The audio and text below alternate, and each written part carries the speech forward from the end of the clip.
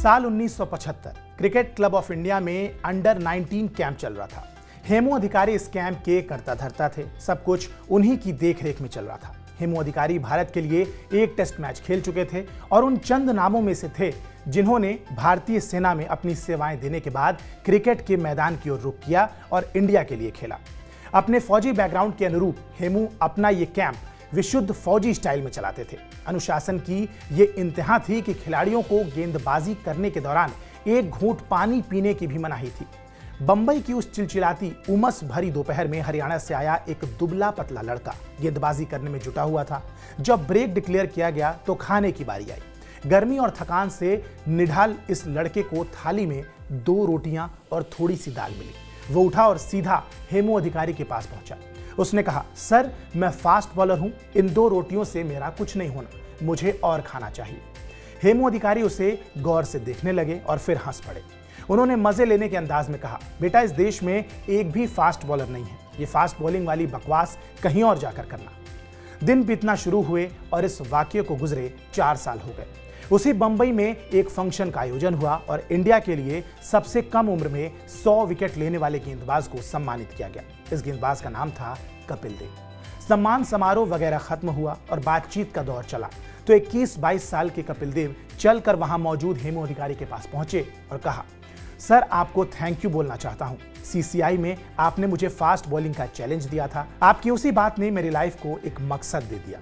खत्रियों के कुल से आने वाले कपिल देव निखंज एक संपन्न परिवार से थे। उनकी जड़ें पाकिस्तान के सहीवाल में थीं और विभाजन के वक्त उनकी पिछली पुश्त आकर हिंदुस्तान में बस गई थी। कपिल के पिता टिम्बर कॉन्ट्रैक्टर थे और मां घर संभालती थी। कपिल के बचपन से जुड़ा एक मजेदार वाकया है। एक बार कपिल के कोच उनके घर आए और कपिल के बड़े भाई भूषण से बोले कि कपिल अच्छा खिलाड़ी बन सकता है यदि सभी लोग उस पर काम करें तो। कोच साहब ने कहा कि कपिल के खान पान पर ध्यान देना होगा, बाकी चीजें वो मैदान में संभाल लेंगे। कपिल को घर में प्यार से कुक्कू बुलाया जाता था। कोच साहब की बात कुक्कू के पिता के कानों में पड़ी। क्रिकेट के बारे में उनकी जानकारी शून्य के बराबर थी, लेकिन खान पान का ध्यान कैसे रखना है इस बारे में उन्हें कुछ आइडिया जरूर था। वो उठे और घर से निकल गए। शाम को अपने साथ 2 भैंस खरीद कर ले आए। बोले कुक्कू को खेल में आगे बढ़ाना है तो उसकी सेहत का ख्याल रखना होगा, इसीलिए उसे कभी भी दूध की कमी नहीं पड़नी चाहिए। अब भूषण का छोटा भाई कुक्कू मैदान में जी तोड़ मेहनत कर रहा था और घर में सुबह शाम दूध पी रहा था। कपिल देव के माँ बाप क्रिकेट से इस कदर दूर थे कि उन्होंने अपने जीवन में पहली बार लाइव क्रिकेट तब देखा जब उनका बेटा इंडिया के लिए अपना पहला टेस्ट मैच खेल रहा था। बात है 1971 की, जब चंडीगढ़ के सेक्टर 16 के मैदान में एक क्रिकेट कोचिंग चला करती थी। ये कोचिंग देशप्रेम आजाद की देखरेख में चलता था, जो खुद हरियाणा के लिए फर्स्ट क्लास क्रिकेट खेल चुके थे। देशप्रेम जी कठोर अनुशासन के पर्याय थे। वो इस बात में खास यकीन रखते थे कि खेलकूद में शरीर और दिमाग दोनों ही मजबूत होने चाहिए।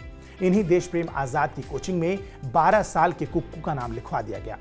प्रैक्टिस में 5 मिनट भी देर से पहुंचने पर खिलाड़ियों को मैदान के 5 चक्कर मारने की पनिशमेंट मिलती थी।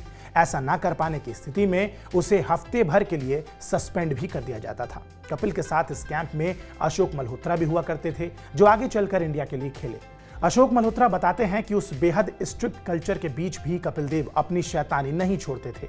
एक बार कपिल ने 3-4 लड़कों को पिक्चर दिखाने के लिए राजी कर लिया और प्रैक्टिस छोड़कर सभी कोई फिल्म देखने चला गया। देशप्रेम आजाद को जैसे ही ये बात मालूम पड़ी, उन्होंने अपना स्कूटर उठाया और सीधा सिनेमा हॉल में घुस गए। कपिल देव समेत अपने कैंप के सभी लड़कों को पकड़ा और बीच सिनेमा हॉल सभी को थप्पड़ जड़ दिया। ये शायद सेक्टर 16 में मिली उसी कठोर ट्रेनिंग का नतीजा था कि कपिल देव ने 15 सालों में 113 टेस्ट मैच खेले और कभी भी इंजरी के चलते या आराम लेने के लिए कोई मैच मिस नहीं किया। उन दिनों में फास्ट बॉलिंग कर रहे खिलाड़ी के लिहाज से ये एक बहुत बड़ा अचीवमेंट है। हाँ, 1984 में उन्होंने एक टेस्ट मैच मिस किया था, लेकिन उसमें उन्हें बिठा दिया गया था क्योंकि ऐसा कहा गया कि पिछले मैच में उन्होंने एक गैर जिम्मेदाराना शॉट खेला था।